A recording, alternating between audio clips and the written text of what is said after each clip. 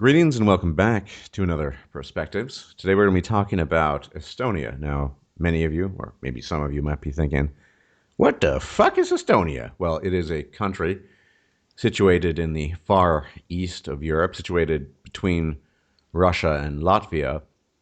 And it's a pretty unique country, especially in its modern incarnation. It is a former member of the Soviet bloc back in the day. And I'm here with Andrei of Estonia, who's going to tell us a bit more about it. But I think the reason why Estonia is such an interesting place is because of its sort of modern transformation and what it decided to do after the essentially the Iron Curtain had fallen. So welcome to Perspectives, Andrei, and thank you for being here.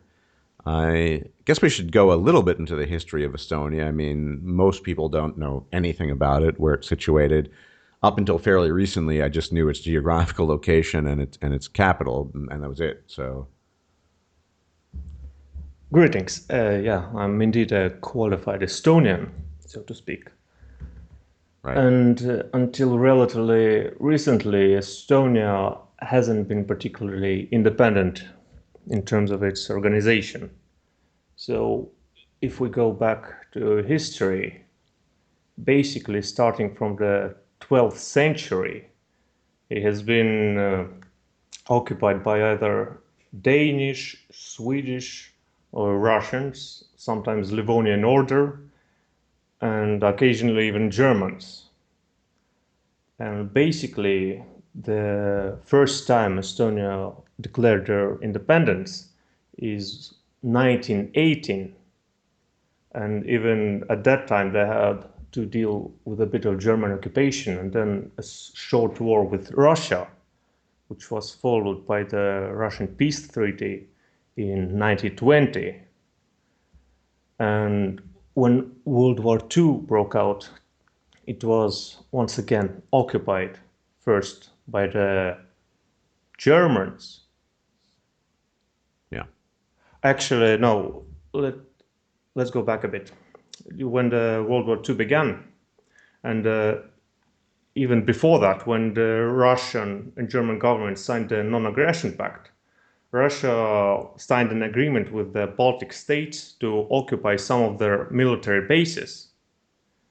And a year later, because of some political dealings, it was able to actually annex the countries and start the whole occupation of them. So, what was the long-term consequence of that for Estonia? Well, the thing is, in 1920, when the treaty with Russia was signed, uh, in terms of, let's say, popular belief, for Estonia, that was a bit of a break because it's the first time in centuries that I have some sort of independence. So, in a sort, after Russia once again came to power and annexed them 20 years later, I'd say it was quite a betrayal in the minds of the population. And after that, during World War II, Germany came once again to occupy Estonia for a few years until Russia took it back a few years later again. And pretty much it was part of the Soviet bloc until 1981. Yeah. And so it's a very young country. Yeah, and I get the feeling, and hopefully we're going to get to talking about that. That some of the really truly unique features of Estonia. I mean, essentially we're talking about e-economy and e-government here, and we'll get into more of that. But might be a reflection of the youth. I mean, I'll just read something off an article, for example. This is part of one of the headers in the article. A young and enthusiastic government. While few Western countries actively seek to discourage economic progress, there are those that obstruct it less than others. Much of the entrepreneurial spirit present in Estonian businesses is also found at a government level, and a small population helps them experiment and iterate ideas. The government has opened a surprising amount of data and services to online participation that puts other nations to shame. Want to open a business? 10 minutes online, pay your taxes, just click a few buttons, vote, etc., etc. So, I mean, this is really going to be the highlight of the talk. But having been under the Soviet bloc, why do you think Estonia, of all of these countries that had essentially suffered under the Soviet regime, decided to, I guess, go its own way? You know, Estonians going their own way. You could argue that Estonian economic and government policy is more progressive, and by that this word has been tainted, of course, but by that I mean it works well, low taxes and everything over the internet, and I mean this strikes me as the absolutely most unique thing about Estonia and why I'm considering moving there. Where do you think this comes from, in light of the history that you just mentioned? Well, historically, in 1991, when Estonia regained its independence and it came to parliamentary elections, the thing was that only citizens were actually allowed to vote. And up until that time, because of the industrialization that was encouraged by the Soviet Union, and Estonia was one of the more favorable places to be in during the Soviet era because industry was, let's say, blooming there. So there was a lot of migration from other Soviet countries into Estonia, particularly the Russian population. Which remains to this day. I mean, I have Many of them do, yeah. yeah, it's hard, when you do a bit of research in Estonia, you find out that what is it, what 25% of the population is effectively Russian, Yeah, and it was more in the past. right? So are you saying that it's kind of slowing down now? It definitely is, I'd say. So the thing is, when independence was reclaimed, only citizens were allowed to vote, and by law, citizenship was granted, well, primarily to those who were natives to the land and could prove that they were so native Estonians, basically. And secondly, to those who were, let's say, politically advantageous to Estonian independence, those who supported the movement prior to independence. Yeah. So those people pretty much gained citizenship immediately, but the large Russian population weren't.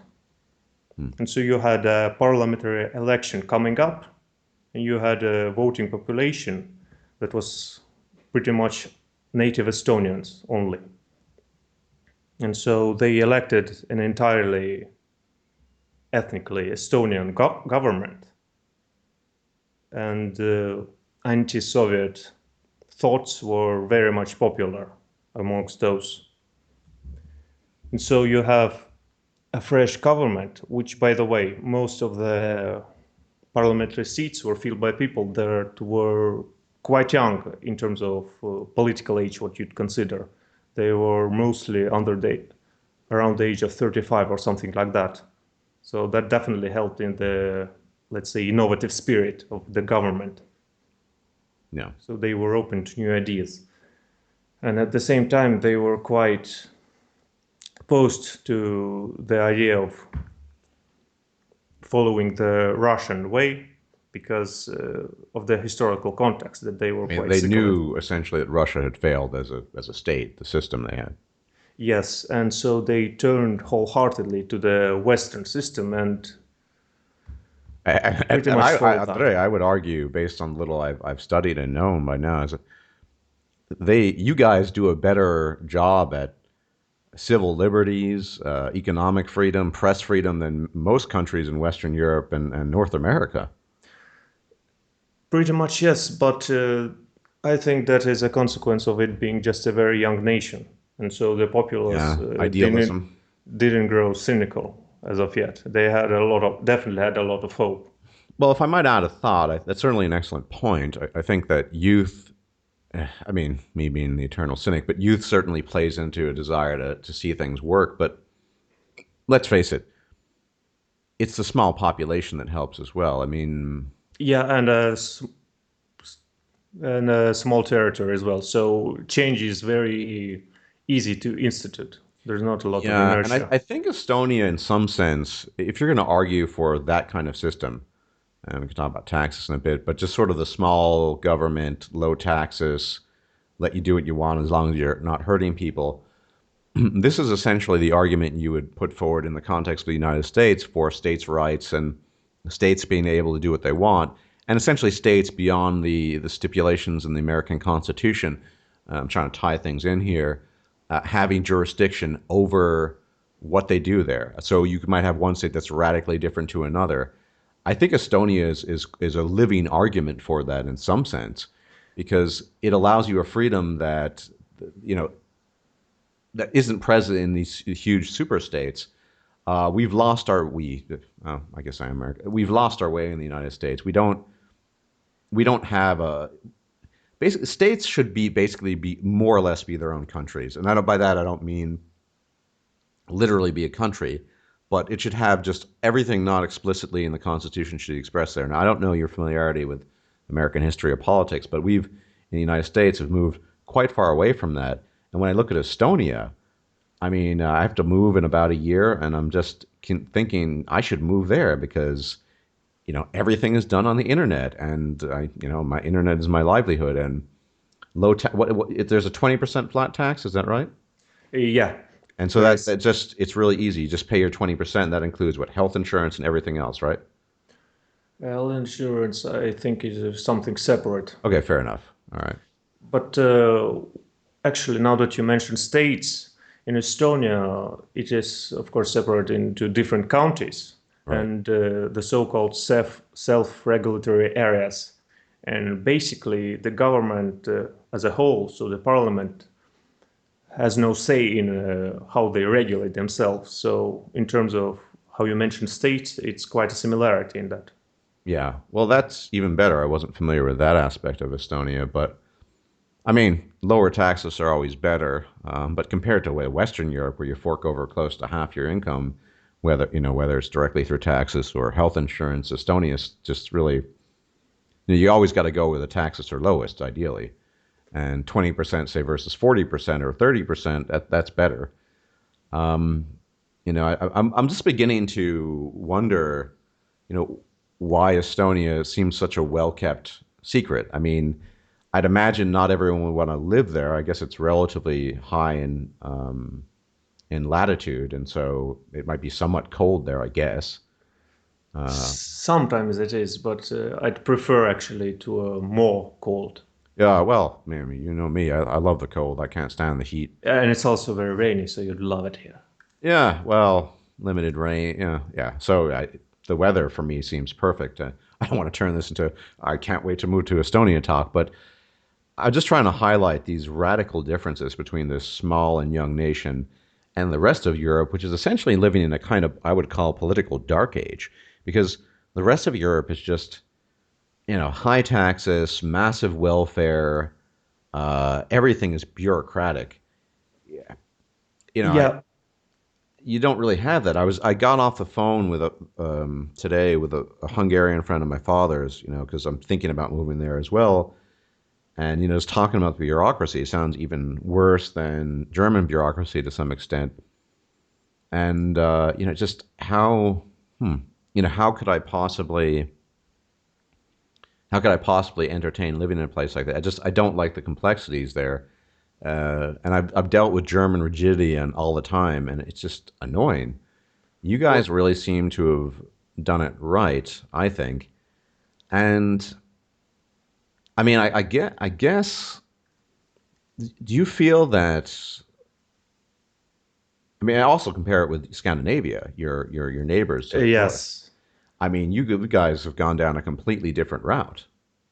somewhat, though Scandinavia is more seemingly prosperous in terms of. Maybe, but I mean, Well, since you mentioned economics, when independence was basically regained, the thing was that the government was basically in the whole chaos, and definitely there weren't funds to go all around.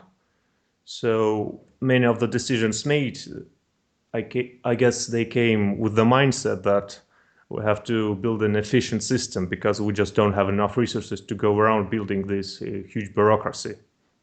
Yeah. Yeah. Well, I mean, I'm not saying it's a perfect libertarian society, but people are always asking, well, where is our society with, something along those lines? I think Estonia, based on what I come to understand, comes pretty close.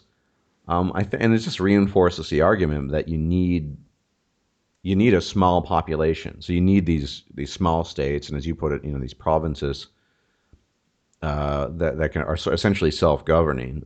Now, it is true some people love living in giant bureaucratic welfare states. I'm not a fan, and I know people always ask me why I prefer living in Europe because it's more just a daily lifestyle thing, more to do with that than anything else. It's nothing to do with the politics or the economics. But I mean, has Estonia ever gotten crap, or have you ever, do other countries say, "Oh, you're just doing it all wrong," or are you generally left alone? Well, if we're talking about the European Union, Hmm. when basically when independence was proclaimed, there was some concern with the Estonia's treatment of ethnic minorities, so primarily Russians. Right. And the criticism Estonia has gotten over the years was primarily about that. I see. So it's not the economic or political, but rather treatment of ethnic minorities that was the point of criticism Well, I mean, mostly. isn't it 25% of the population is ethnically Russian? I mean, that's huge. So, Yeah, I mean, and clearly they want to live there, right? yeah, that's the thing. Many of the Russians who remained, they actually and who live here right now, though they, let's say, they have some patriotic spirit for Russia, they would prefer pragmatically to live in Estonia just because of the better living conditions. Hmm. What a, but I mean, what is sort of the status for Russians today? I imagine most Russians living in Estonia are bilingual, right? To some extent, yes. With the older population, it is definitely true that they are both competent in Estonian and native language being Russian. They, of course, know that. Hmm. But with more modern generations, younger ones, it happens to be the case that they're to call it bilingual would be a stretch if Hmm. you mean Estonian and Russian or Russian and Estonian. English is definitely taught pretty well, but the thing is, the courses, for example, if you go to an Estonian school, the courses in Russian, they may be competent in terms of teaching material, but because you don't actually use Russian, if you're in an Estonian family, you don't get anywhere with it. So when you try speaking in Russian with Estonians, the young ones, they can't speak it basically at all. Hmm. With the Russian population, it's a bit better in that their Estonian is definitely much better than the Estonian population knows Russian, Hmm. but that is partly of necessity, I think. Yeah. Yeah. But I mean, how does that work if you have sort of ethnic Russians and ethnic Estonians? And we all know the pitfalls of tribalism. I mean, do people generally get along? Generally, I'd say yes, but there are different, let's call them hot button topics or issues, which are controversial and they come back all the way from history. And since you mentioned language, English, of course, is taught, so I guess you can call it trilingual if you're competent enough. But there's also some schools that teach German and French, and we definitely have a French lyceum here, or German one. Okay. So German historically has played an important role in Estonia because German people were at one point the high class of the society. So that's pretty spread out as well. But Yeah. as I but as I said, the trend is generally that older people will know both Estonian and Russian, but lack skills in English. And modern, younger generations will know their native language well, will know the Estonian and Russian counterpart worse, but English somewhat competently. Hmm. Yeah, but I mean that's kind of necessity because Estonia is such a small country. No one is going to expect the rest of the world to learn Estonian, which is quite difficult to learn. Number one. Number two, such a small, 1 million people speak it. So Well, from the standpoint of the Estonian government, there has definitely been a push to try to educate the Russian population more of the Estonian. For example, in schools, when you get to the higher grades, uh, basically you start education at your native language.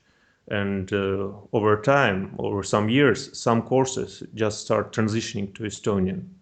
And at the university level, the same is true, is that you can find courses, well, not courses, but you can find degrees in which all subjects are basically taught in Russian, but only until a certain point, hmm. after which it transitions to Estonian and even English in some cases. Yeah, well, there are a lot of European universities that use English as a sort of a means of teaching and what have you. That's actually a new thing. It was only introduced maybe 2, 3 years ago when at least my university started teaching whole courses in it. Yeah, no, certainly. Just a few years ago, they started doing that in Germany. They've done that for a while, and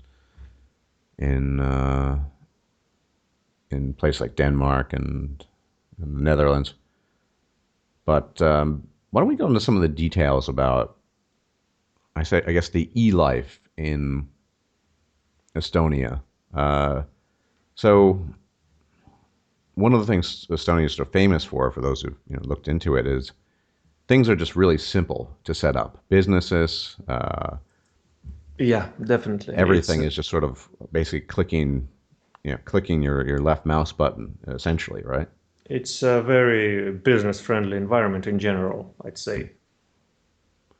Right. But can we go into some of the details about that? I mean, what they say, you pay your taxes just by clicking a couple of things. Yes. How is that done exactly? Well, it all begins with what you call an electronic passport, or what we call here ID card. It's something that's been here already for more than a decade, and it's basically your online passport. It's just as simple as that. You use it for authentication, basically. You have a special card reader which connects by USB to your computer and is used to authenticate that it's in fact you, and with it you can do banking, businesses, taxes, so everything basically is Hmm. tied to this one document. Well, it's And it's a chip then, basically, an ID chip, yeah, something like that. right? And in general, for example, if you want to travel outside of Estonia, at least in the European Union, you're allowed to basically throw away your passport and just use the ID card. It suffices in many cases. Interesting. And it's not just about taxes, it's also about voting, because that also became a thing that now you can vote for your politicians in the online sphere. You don't have to actually go anywhere. Hmm. And Yeah. taxation, online taxation, that's been around already since year 2000. So it's already so old that we've grown accustomed to it that we don't even notice that we have it, actually, let's say. Well, it must be if it's a 20% flat tax for everybody. It must just really be simple. I mean, just deduct 20% from. And how does that work? I mean, I can't. I'm just trying to figure out. Just clicking buttons. You look at your total income for the year. Is tax paid on a yearly basis or a monthly basis? The thing is, I have never done it because You're I have young. Yeah. by far been jobless. Yeah. I haven't yet earned. But how it works is that you basically declare your income and it's deducted from that.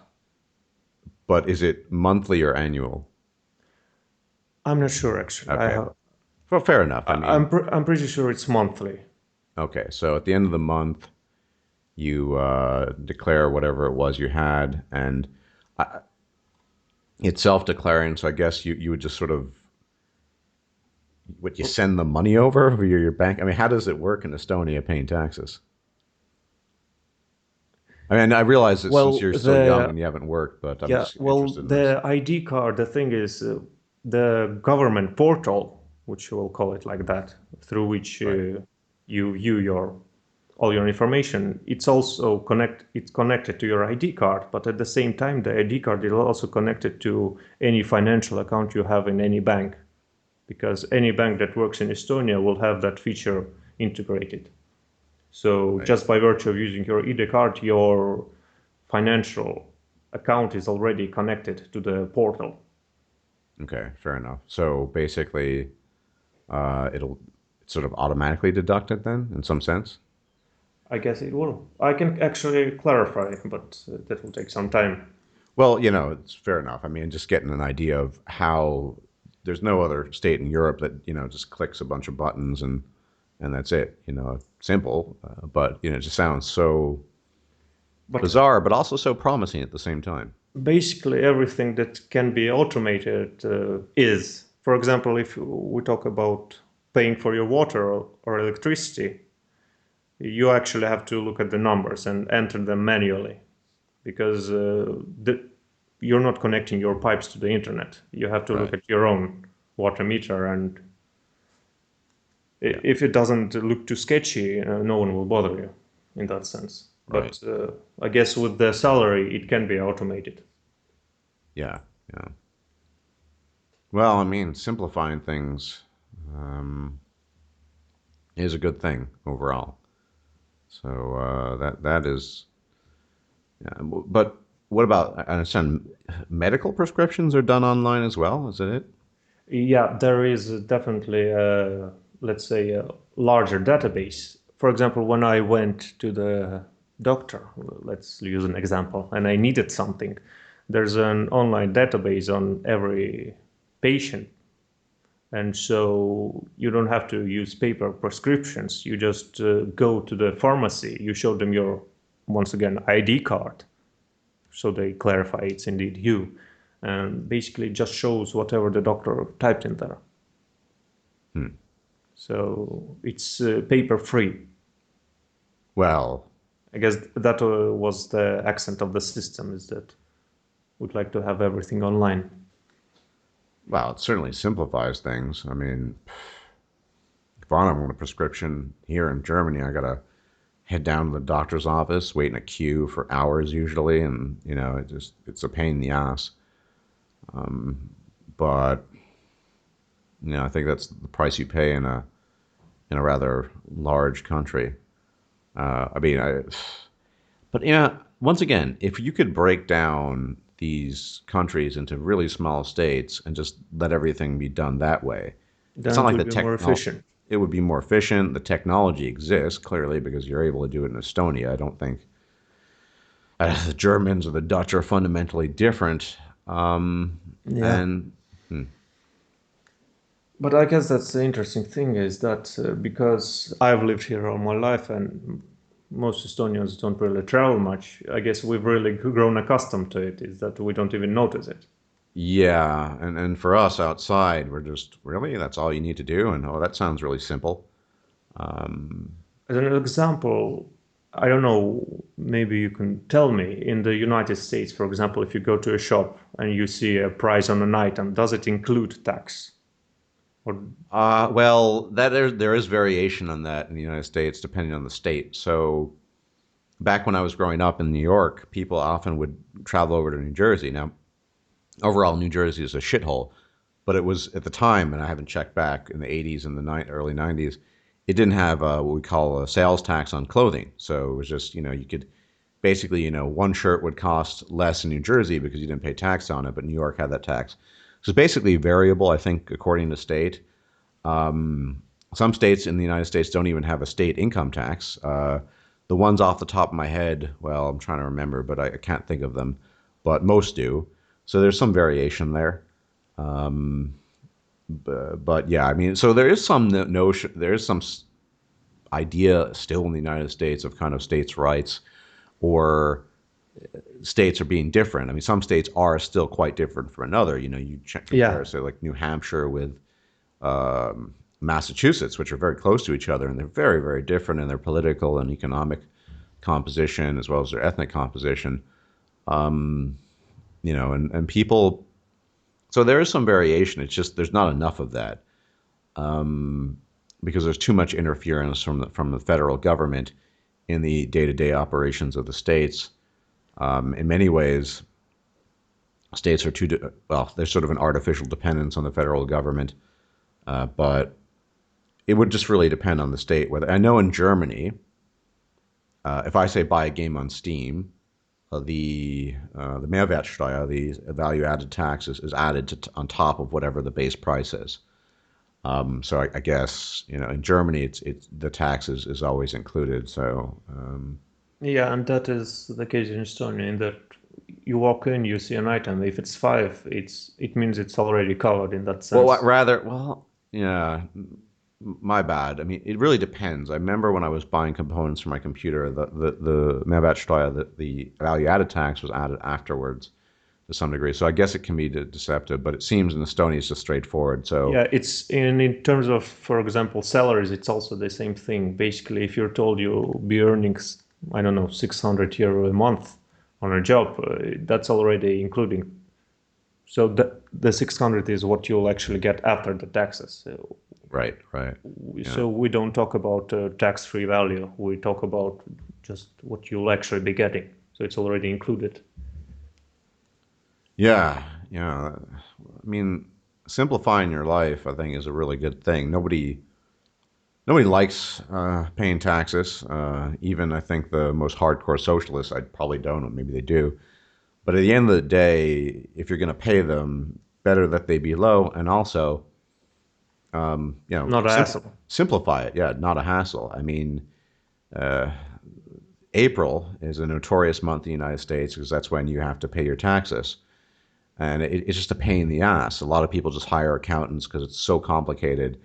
The IRS, which stands for the Infernal Revenue Service, their tax code book is it's like You mean internal, not infernal. no, I do mean infernal, but yeah, some people call it internal. I think they're confused, but anyway, so the IRS, the Infernal Revenue Service, the tax code book over the years, it kind of looks like I don't know, 20 versions of War and Peace, the famous novel I'm sure you heard of, which is really Yeah, hot. we actually Kind of, had to read it. oh, there you go. And probably in Russian too, since you speak Russian. Yeah, it was Russian literature. Yeah, so yeah, War and Peace, and you know, Tolstoy would be, he'd be proud. He's like, you know, it might not be great literature, but man, your fucking tax code is just big. Wish I could write that much.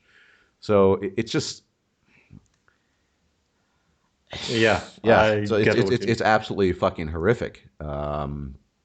So who wouldn't like just you know clicking a couple of buttons on the internet and getting it sorted? I mean, paying your taxes in the course of you know, like an hour or something, unheard of in the states, really, or for that matter. And well, Europe is it really depends on the country, I guess, but it does sound far, far, far simpler in Estonia than it does in other places. Yeah. Well, I guess that also trickles down into other aspects of public life. For example, public transport. Now, I've heard some horror stories about other countries, Mm. but in Estonia, I think it's pretty comfortable in that, well, generally for the country residents, it's actually absolutely free. That you can get on any bus, any troll, any trolley bus, whatever. You don't have to pay at all. And if you want to say something. Yeah, so you said by country. So if I, as a Hungarian, you know, still EU still exists, move to Estonia, I would guess be counted as a resident, so I could just get on a trolley and not pay. Is that just it? If you have a residence, I'm actually not sure how that counts towards foreigners, but even with foreigners, if you have to pay, you'd basically pay for a monthly ticket, and just when you walk into any public transport, you just use your transport card. There's validators in basically every bus. You just validate it, and it accepts it Okay, you've paid your monthly and you can go all around in the sense that you don't have to pay for every individual transport. Yeah, and I imagine it's far cheaper. I've had discussions Yeah, it's about pretty cheap. public transportation with Clive, C.S. McTow, and Coltane, sort of comparing three big cities: Sydney, New York, and London. Sydney was the cheapest. New York was somewhere in between, and I've lived in London. And I mean, the place is just you're forking over a small fortune every month just to get from A to B. There's just nothing that can justify that. Well, All, hmm. yeah, in Estonia it's pretty cheap in that regard, but it's also, What would I mean approximately in euros? What would a monthly ticket cost? Would you say well, I'd say it can't be more than 50, definitely. not much more than 50? Fair It enough, can't be more than 50. right? And that's without the discounts.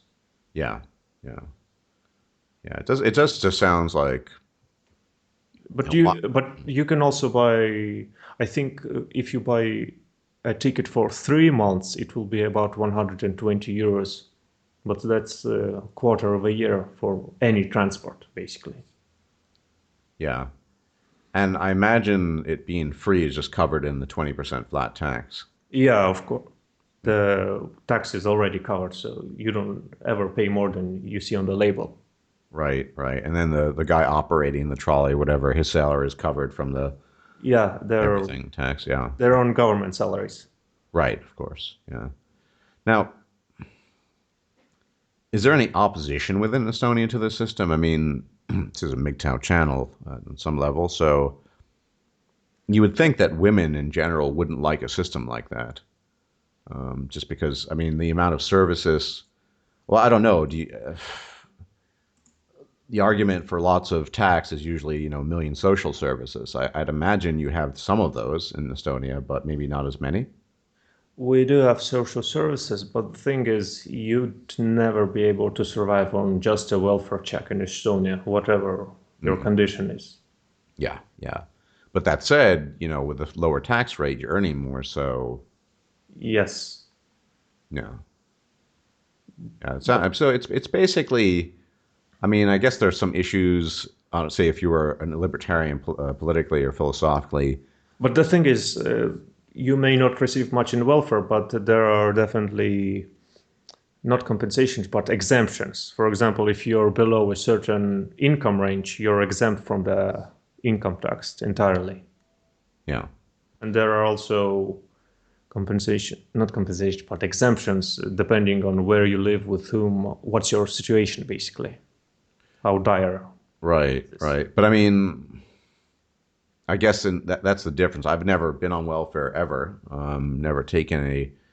But I mean, I know of people who are. I mean, I've had people on who are on permanent welfare. The Danish guy is on permanent welfare. I know people in Germany on permanent welfare. Know people in the Netherlands. So Yeah, we've actually had stories about it basically. It's even during school, we were joking about why don't you just go to Finland and, I don't know, get welfare benefits for not having a job.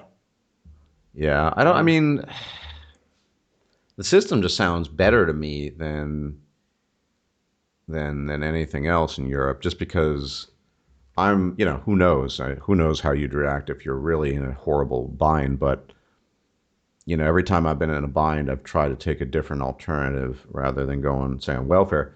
It's just that if you're keeping much more of your income, you're going to have more income for spending. Probably more difficult ultimately to fall on hard times.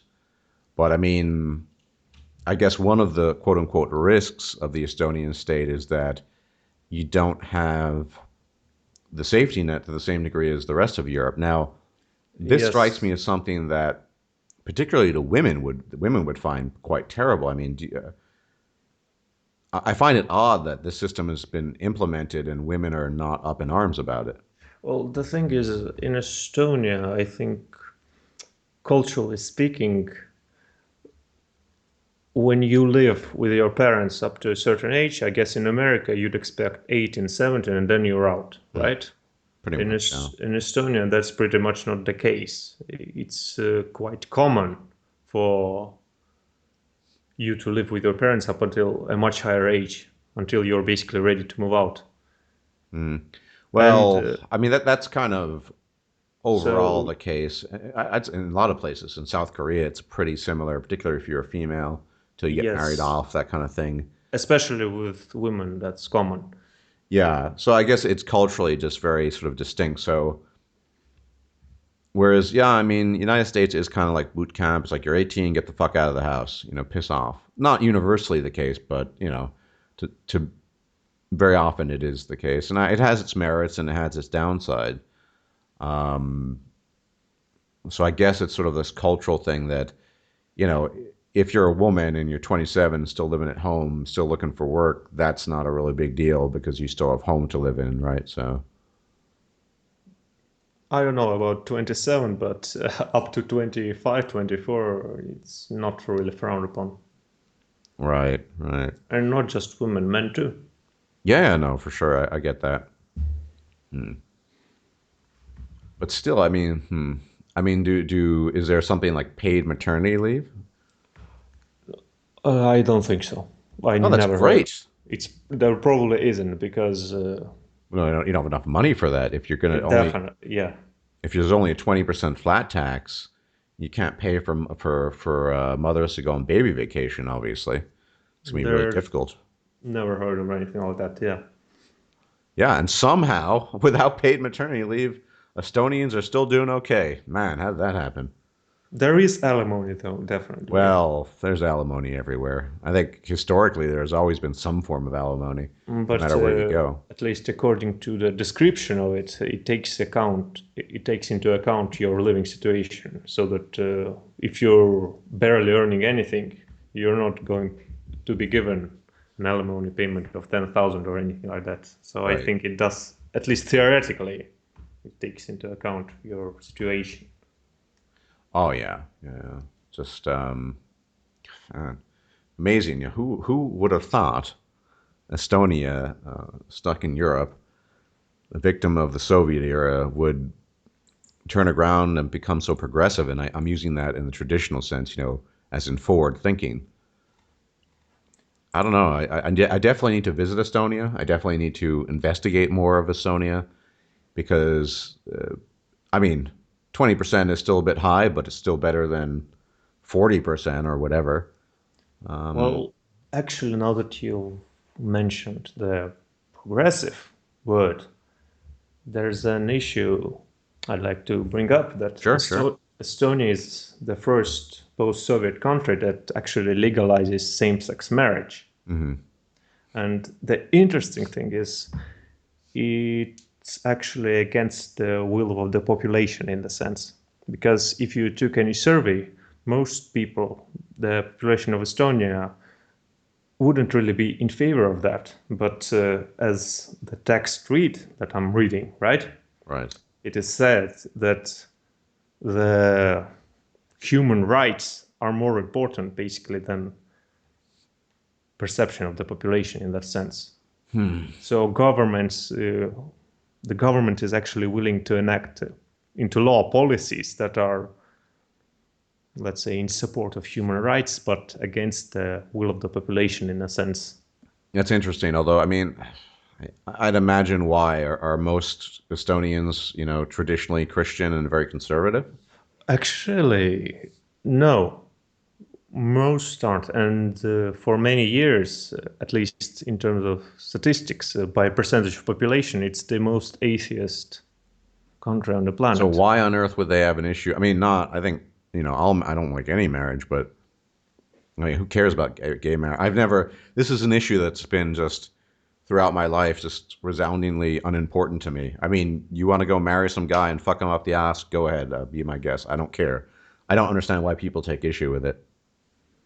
I don't think they're really, let's say, actively against it. It's just they don't want to promote it in a sense. I think that's where it's coming from Well, because I mean, yeah, I mean, this is just to me, it's a non-issue. In the United States, I made a video about this. Gay marriage is just, it actually is already doing it. It's feeding the divorce court industry, because the lawyers can make even more money, especially since lesbians divorce at a much higher rate than both homosexual and heterosexual couples. Just more money. They don't care. I think ultimately that's why they did it, probably. But interesting. I mean, I'm curious. So, what's the status of marijuana in Estonia? Not that I haven't smoked in years, but just It's not. Recreational drugs aren't really allowed. I see. Basically, it is against the law, but there were actually not provisions, but there were suggestions to legalizing. Mm. But the reason it was turned down, at least one of those, is because, and I quote, there isn't a culture of basically commercial use of it. Basically, Right. there's not much people that would actually use drugs, Fair though enough. illegally Yeah. there's I definitely don't I something don't do going any on here. drugs myself. But yeah, I totally get that. But still, I mean, I'd imagine if there were some commercial interest or sector, for it, like lots of Estonians want to smoke marijuana. Okay, we'll just make it legal and you can run your business, kind of thing. Well, in terms of, let's say, public perception, Estonia is kind of more family oriented generally. It has not gone up to that point that Mm. basically So that you are saying basically Estonia is very conservative. yeah, it definitely is. Mm. And I guess it has a good reason to be, considering they're not so recent, but still historically recent history. With Russia and what have you. Yeah, Yeah. I understand that. I imagine the Russian And minorities. there is basically, as compared to other Western countries in Europe, there's no apologia Mm. with nationalism, and Oh, actually right. Oh, I on get that. both sides. I get that. We're kind of stuck with nationalism regardless. It's funny because, you got to be flexible. You take what you can get. But ideally for me, the ideal country would be, I guess, somewhat of along the lines of Estonia style, but without the nationalism. It's like, okay, this is the way we just want to live here. We're just going to live here without the chest thumping and, proud to be, take your whatever sandwich of the month you want to be, Estonian, British, German, whatever. To be honest, I haven't encountered the fervor nationalism. It's more rather, I'd call it pragmatic nationalism in a sense that if you have a nation and a government that serves the interests of its people, it is in the interests of those people to put their interests ahead of others Yeah, yeah, in sure. their And I, terms. I get that. And I largely agree with that for pragmatic reasons. But yeah, nothing's perfect. Yes. So, I think if you want to live in a society with low taxes and simplified system and relative freedom, I mean, obviously you're pretty good on the free speech thing, I would imagine, right? Well, the Constitution does, let's say, guarantee it, but there is a possibility of abuse because, for example, you're not allowed to infringe on the, and I quote, the honor or dignity of another person. So Mm. you can see that there is some potential of abuse there. And Sure, sure. That's that's not in the American Constitution. It's just they yeah, don't have that honor dignity part. Sounds a bit similar to the German Constitution in yeah, some. there I am was at least introduced to at least one case where someone was fined for doing something on the internet, but I guess it was along those lines. Ah, hmm. Should I There be was considered running my channel as I do? Potentially moving to Estonia that I might encounter issues. no, I don't think so. I think it's there for the extreme cases because it's not that we hear there is no rampant abuse of such. It's just there, so you just want to be sometimes careful in that sense. Yeah. So I imagine you have a next to nothing Muslim population. Oh, absolutely. And Excellent. That is great. I mean, in yeah. since you brought it up, we can talk about the refugees. Sure, sure, sure. Yeah. Okay, so Estonia, I'd say, by my estimation, has a very pragmatic and very reasonable response to the refugee crisis. But before that, I'd like to mention about the population and the politicians, how they feel about it in general. Right, go ahead. Now, they are both politicians and largely the population, the majority are very much opposed to forced immigration, the type that Germany is experiencing because of their policies. And the thing is, by far in Estonia, we had like 7 refugees, right? Yeah. And even after that, about about there was a proposition to introduce, I think it was 500 more in the next 3 years or something like that. I'm not sure, but even in relation to that small number, there were already protests against, not for.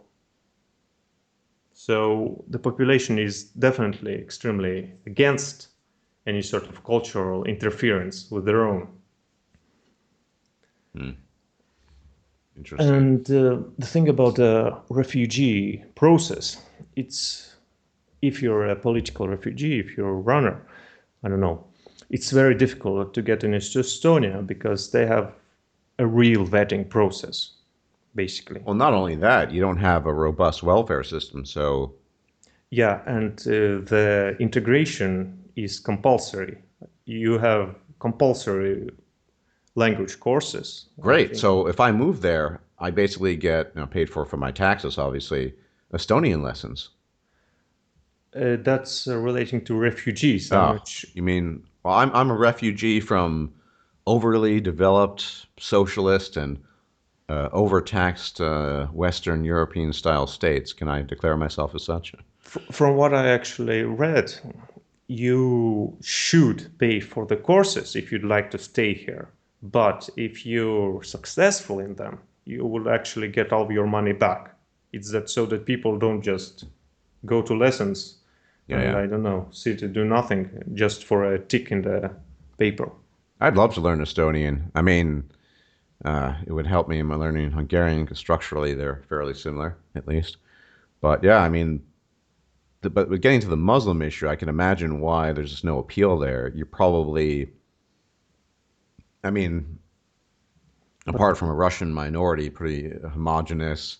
but actually the appeal would be in that if you get in any European nation, it's much easier to move around.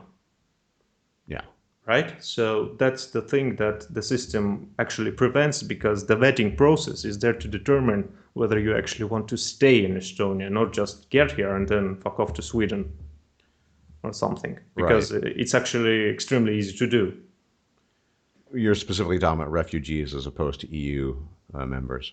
No, I mean, if you're in Estonia, I mean, taking a boat to Finland or Sweden, Right. it's a matter of hours, really. Yeah, but I'm okay. Well, So the yeah. vetting process, it's very difficult to get passed by. So you actually have to want to live here in a sense. Well, And that's why we only have like 7 refugees by far. And one of the policies is that they are actually placed in different locations so that they don't form what you call a small Muslim town or something. You know yeah, yeah. what's Is it? happening in other nations. It's that Muslims congregate within themselves and don't want to integrate. It's a common trend, and to avoid that, they are actually placing refugees in different positions separate from each Would other. you say it's accurate that there's probably not a single mosque in Estonia? Or at least in Tallinn, I'm mispronouncing it, Tallinn, or however you pronounce Tallinn. Tallinn. Um, I can't, there are probably no major mosques there. Actually, there probably aren't. I've read that some Muslim wanted to petition the government or something to pay for it. But the response was that if you'd like anything built, you have to finance it yourself. And I don't think there are enough Muslims in Estonia or any single place to actually finance it. Hmm. So It's I'd say, interesting yeah. because the article I read off of before, the only criticism, and I'm quoting here, is that unfortunately, when it comes to gender, there things are a little different. According to a Eurostat report from March, based on the numbers from 2013, this was from 2014, Estonia has the highest gender pay gap of European states, 29.9%. In the startup and tech worlds, this is a slightly different story, but women reported the stories as being spoken down to and taken less seriously. I think we can safely dismiss that as a bunch of bunk. Yes. But I mean, sounds like Estonia is doing really well. I hope. Well, as you pointed out, with an EU passport, essentially you can just move there and live there, and I could continue ideally from working from home. Well, yeah, you can start with a 5-year residence permit, and after that, the long-term residency is already similar to basically trying to get a citizenship. Right, right. Okay, so it's not sort of complete free movement, or because Well, I mean I don't need a residency permit, say, to work and live and work in Germany, because as a Hungarian, it's just that's part of the EU for now, right? in Estonia, without a residence permit, you can stay until a certain period of time. So you can't stay indefinitely, even if you're an EU citizen, Right, right. not indefinitely. So okay, so you're incentivized basically, if you get a residence permit for 5 years, that you make that work as much as possible, and if during that time you showed an interest and maybe you speak Estonian decently by then you can apply for a longer term thing, right? Well, I'm looking at it right now, and basically, you can stay up to 3 months without any registration. Hmm. But after that, you do have to apply for a permit. Right. Okay, so there are some limitations on the free movement of EU member states of the Yes. right, but it still wouldn't be that difficult if you're a member of an EU uh, No. state to interesting. Wow, whole lot of contrasts and what have you. Probably ultimately a better thing. I mean, as you pointed out, if you're really interested in staying in Estonia, and I'm not going to lie, my interest is mostly for financial reasons and the simplified life there. That's as good a reason as any. Yes, definitely. And I'm not averse to learning new languages, so yeah, Estonian sounds cool from the few times I've heard it. So similar to Finnish. So yeah. Yeah. And the prices. Well, if we're talking about the economy, so the problem that Estonia has is that compared to other more prosperous nations, the prices are lower. Mm, But the thing is that wages are comparatively low. So even if you want to have a family, for example, now mm. that doesn't concern me at all. But if you do, then you better have either a good job or something abroad, because then it will be difficult even with the two people working. Well, speaking of that, I mean, you're a MGTOW minded man, obviously. Uh, Yes. I mean, being sort of culturally isolated in Estonia and just small country, what are people's reaction usually to, I mean, if you tell them, oh, I'm not interested in marriage or children or whatever, they just say, oh, okay, whatever. Or is it, that's so strange? And I mean, how is the reaction usually? Well, about the marriage, no one actually bats an eye. But the thing is, I go much further beyond that. I'm pretty much a life celibate, Hmm. like eternally, basically. And that's when people start talking. But about the marriage thing, no one really cares. Right. Absolutely no one. Well, then again, I mean, I doubt people are going to quiz you on the street. Like, you going to get married? Or are you going to, chase after women? So fair enough. Yeah, it sounds overall pretty good. I wish more European countries operated that way, but there will be there will be so much reform necessary to even get close to that. So I guess we just have to, yeah, just well, go to Estonia.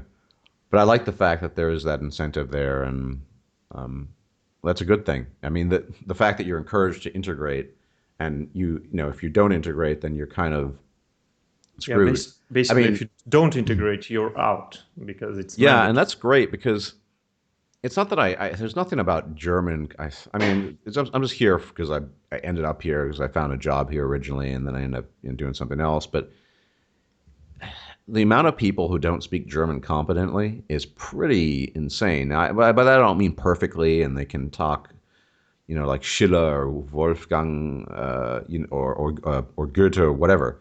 But it's crazy, and this is tolerated. I don't think it should be. I think people should be. If you're going to live in a country, then you really that sounds great. 5-year residence, and if that time you could at least learn all the basics of Estonian, which should be reasonable for anyone, that should be sufficient, I guess. Yeah. They don't have that in Germany or the Netherlands or France, or it's kind of strange, and it allows for these strange parallel cultures to crop up, and it just makes things really difficult. I think Estonia could, in this regard as well, be a sort of, I wouldn't say assume a leadership position, but certainly makes a lot more sense from that perspective. Yeah. It's more pragmatic in terms of national interests. Yeah, yeah, and And I can respect that. I'm pragmatism is a good thing overall. So you know, and I imagine being everything, everything. I've talked about this a bit before, but the internet connection's good. So it's not the best, but it's definitely, well, it's probably not like South Korea or Japan, but it's still probably better than most European countries, I would imagine. and it's actually, at least from what I heard, much cheaper because I've heard some horror stories about internet pricing. Yeah, yeah, gotcha. Yeah, And it's mostly wireless, actually. Yeah. yeah, that's nice. I actually still use a Wi-Fi setup, even though I got a contract. But yeah, well, it sounds pretty promising overall. I'm gonna have to do some more investigation on my own in preparation for moving next year. I don't know where I'm going to end up moving to, but obviously Hungary, the homeland, I guess, and some other options. But Estonia is something I'm taking very seriously at the moment, just because of low taxes, simple taxes, everything's online, working from home. It seems ideal for that as well. Um, so yeah, I definitely like that idea.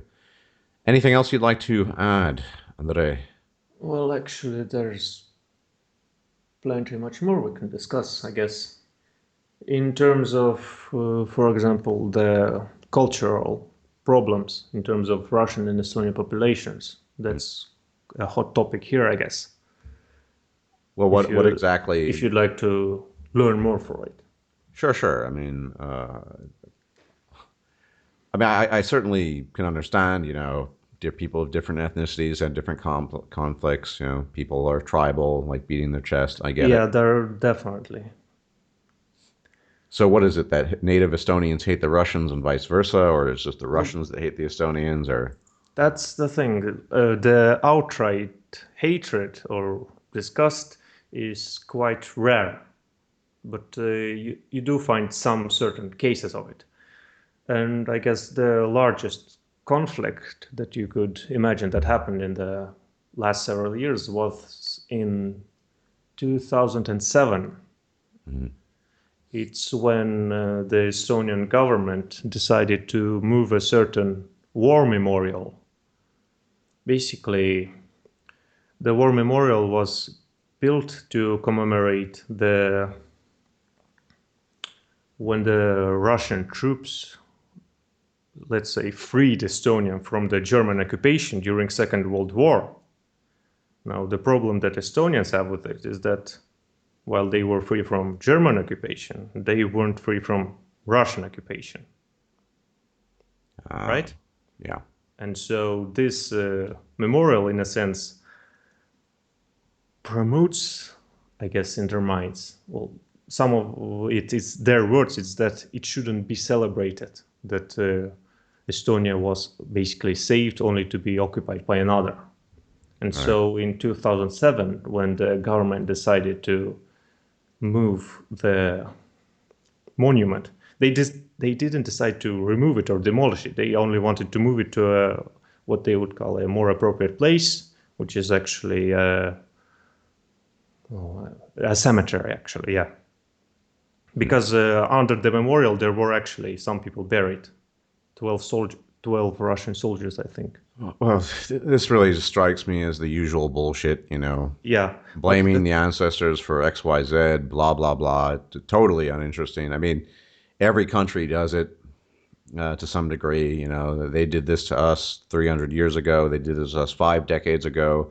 They did this to us 20 years ago. We need some kind of revenge or blah, blah, blah. It's just petty human nature. that is true. But the thing is, Estonians are never angry about either German, Swedish, or Danish occupation. I guess Russia is just the latest in their memory in that Right. sense. But that was the first time I actually saw any violent protests going on in Estonia. Interesting. Yeah, and so if we return to the regaining of independence and what was the political situation there with the Russian people, it's that they mostly, those who did not want to integrate or couldn't pass the citizenship test because it definitely included a language test. Hmm. Naturally, they were given the alien passport, and it's a gray passport. But as I said, the point was is that they weren't allowed to vote, and so at least by European Union standards, that was quite a criticizable moment in the Estonian government. Is that basically they could disregard the wishes of their entire populations simply because they weren't allowed to vote by law. Now, what happened next, why the parliamentary election was important, is because when the parliament was elected, they were able to enact new laws, some of which included the privatization of property of non-citizens. Basically, if you made it illegal for non-citizens to hold, for example, I don't know, industrial property on your land, and that leads way to privatization of the government. Yeah. But I mean, isn't it always the same, you know, different ethnic groups in conflict with each other, blah. I just, don't get me wrong on today. It's not that I mean, it certainly warrants talking about, but it's always the same story, my Yeah. tribe versus your tribe, blah, blah, blah, blah. I'm kind of tired of it by now. I get that it's part of human nature, but, you know, uh, I hope somebody gets over it at some point in time. Yeah. I mean, you don't strike me as someone who's sort of tied into all this obsession with ethnic Not at nationalism. all. No, no, no, no. Yeah, it's yeah. I mean, I find it mildly interesting, but it's just another. Like I said, it's just another sandwich or another flavor of ice cream. It's all the same at the end of the day. It's still ice cream. It's just conflict between in Estonia involves different minority groups, and you can shift it anywhere you want in the world, and there's always some issue. So I don't know. I think Estonia sounds great in terms of the economics and the simplicity of life, and that's what makes it appealing. I mean, whether Estonians are nice people or not, or whatever, I mean, I have no opinion on them whatsoever yet. But Yeah. that I just, if I were to live there and end up, residing there, I think I would. It would be my standard policy just to stay out of all these Yeah. That is conflicts. I'm not interested in getting involved in people's weird ethnic conflicts. They want to kill each other. By all means, we'll have less idiotic people around. certainly. Sorry for that. Just I was talking to my father's Hungarian friend today about gypsies and Hungary and this group and that group, and I just you know kind of just fed up with the topic of all this sort of ethnic conflict. It's just, eh, eh. At least you guys have a good economic system. Put it that way. It's decent, but the thing is, actually, there's quite a large amount of population living in relative and absolute poverty. I suppose, but I mean, yeah. Then, so what's the solution to introduce a welfare system where they would just be on welfare checks perpetually? No. So I I'm mean, I'm just saying that so far discussed very good things. I'd well, like to good interject some for negative ones as good from an well. entrepreneurial perspective. I'm not an entrepreneur, Definitely. but Yeah. I make my money, my living off of the internet through various activities. Having an e-based economy sounds ideal. That click a couple of buttons, pay my taxes, don't have to spend hours on documents and bureaucrats. When I say it's good, it sounds like it would be good for me as an individual, Yeah. given my activities and the kinds of jobs I do. But I don't doubt that there's poverty. There's poverty everywhere. There's not a human society in the world without poverty.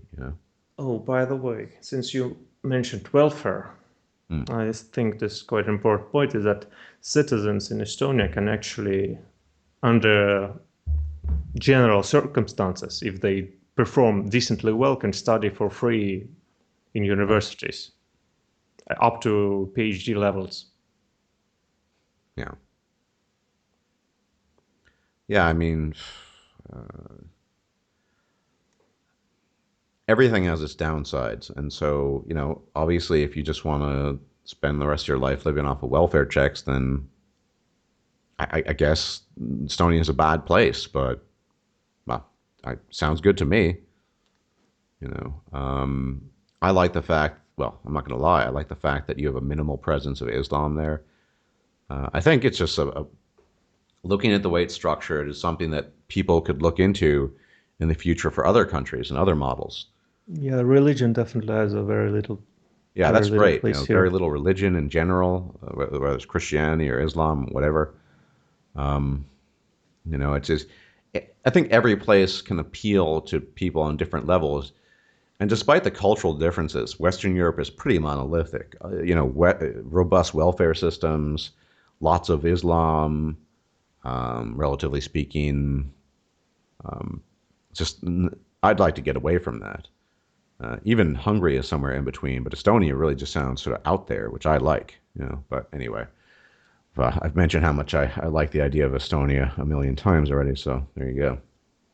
Yeah, so if you have nothing else to discuss, then we For can now, finish I for think now. there are definitely other topics, as Estonia is such a fascinating place that we can discuss in the future. But I think you've given a good outline of Estonia and how it works and how it runs, and so people who've never heard of the place or only know the name might think more about it. And for me, like I said, it seems a very attractive residency option just because of the low taxes and the ease of living. Everything else is secondary, but I'm never averse to learning languages, so learn Estonian, whatever. It's somewhat simpler than Finnish is. So, yeah. But yeah, thank you for joining me. I think it's been an interesting discussion. Certainly, things discussed here are rarely talked about in the context of countries, just because most countries don't operate along the lines of Estonia. So, Yeah, definitely. yeah. All right, well, everyone, thanks for joining us, and thank you for to my guest for being there, Andre. And may he live long and prosper, and may we all. Well, long life is relative, but yeah, you get my drift.